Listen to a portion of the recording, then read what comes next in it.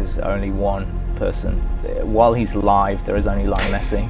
There is no discussion. If you're saying anybody else is the best player in the world, Messi's had a broken leg for a year, or he's dead. You are lying. It can't be true. He's the best dribbler I've ever seen. He's the best passer I've ever seen. He scores as many goals as anyone I've ever seen. Sorry, I'm going back to it again, aren't I? He deserves to win the Pallone d'Oro like every year he won. People who says opposite, either they don't know football or they don't know what they're talking about. I think him and Cristiano Ronaldo are the best players. Okay, and the difference between them, both of them, is that Cristiano goes out there and his mindset is give me the ball in the areas where I can score a goal. He's a goal scorer. He's a goal right scorer. Up there, Goal scorer. Cristiano Ronaldo, he's not bothered about being on the halfway line and playing at the rhythm of the game. He wants to be at the cutting knife edge of the game. Whereas Messi, you sometimes see him in a defensive midfielder position, picking up the ball, playing 1-2s, just playing with the opposition, waiting for that moment, biding his time. He's involved in the rhythm of the game constantly. That's the difference between the two players. And then the guy's a magician. I mean, the size of him, he shouldn't be doing what he's doing, really. He shouldn't be. He's small. If you're going to build a player to come out of a machine, you're not going to throw Messi out there. Messi is an absolute joy to watch. You very rarely see him have a bad game. Cristiano Ronaldo is exceptional, outstanding, but he can drift in and out of games, from time to time. He needs to be given the ball. Messi hunts the ball, looks for it, works hard for the team. That is the biggest difference between the two. So not only is he a genius on the ball that toys with defenders and dribbles and twists and turns, but the critical stuff, the really efficient stuff that scores goals or assists goals, he does brilliantly as well. So as an attacking player, the most complete player for me in history. That's for sure what I've seen live. Without a doubt, that was an absolute...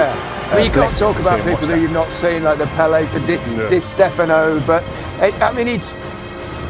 this is just a goal. 44 hat-tricks for club and country. This is liberty. It's out of order. That's too much. I mean, we 50 goals 5 times in a season. That's too much. I mean, his goal numbers, they're up there with the best, aren't they? With they match kind of their goal a game thing of the very greatest players of all time in terms of obviously Ronaldo. We talked about the big, Brazilian Ronaldo as well, and then you look at obviously Maradona. I never thought I'd see a better player than Diego Maradona, but if you look at, it's not just the goal scoring numbers. Currently, Messi has a goal or assist every 48 minutes. That's pretty. Bear in mind that every game is 95 minutes long. That's almost 2. Every single game. If we were talking like Premier League greats, Alan Shearer will still talk about a goal every 2 games, being that's what a great striker gets. He gets 2 every game. This is an insanity that there's even a debate to be had. If you look at the underlying statistics, look at XG, so expected goals, you can break that down into XG build, which is basically you reverse engineer from the final shot, and you award that number to all of the players involved in the chain of passes leading up to that. So it could go to the goalie if the goalie started the move and it got passed around. So you would expect that Luka Modric, the greatest of all playmakers, that's where he would excel. Yep. So if you look at the big contenders, Messi, Salah last season, Ronaldo, because why wouldn't he be? Neymar and Hazard.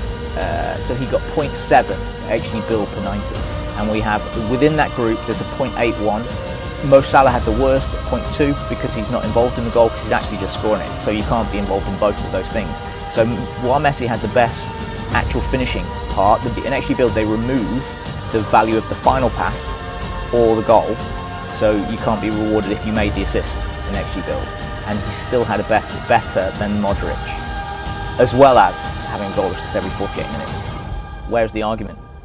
No, but people then argue he hasn't won the World Cup, so Maradona, that's what people's arguments are. But I agree with you in longevity, to play at the top level in today's game, how quick it is, the pace of the game, to score the goals, the assists that he has to be in that conversation. But all the best players play in this competition now. It's like a World Cup every year. That's where the best players play.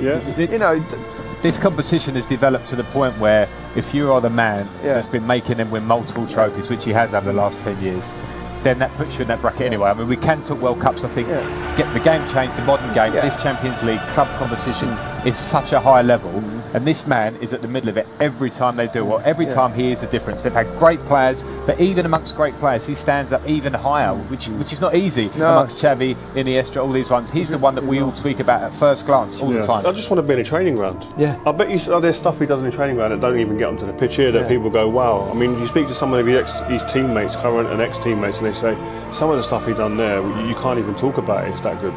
He's always been a team player. He doesn't play selfishly. These are other attributes that he has that, you know, he doesn't play act, he doesn't dive, he doesn't retaliate, and all round he's such a great example for football, and he sets such a good example for young children to follow. That there's so much to like about him. We're lucky to have this, you know what I mean? And it's just to be here and marvel at it. And I just feel that we're lucky. Me and Frank were talking off air before.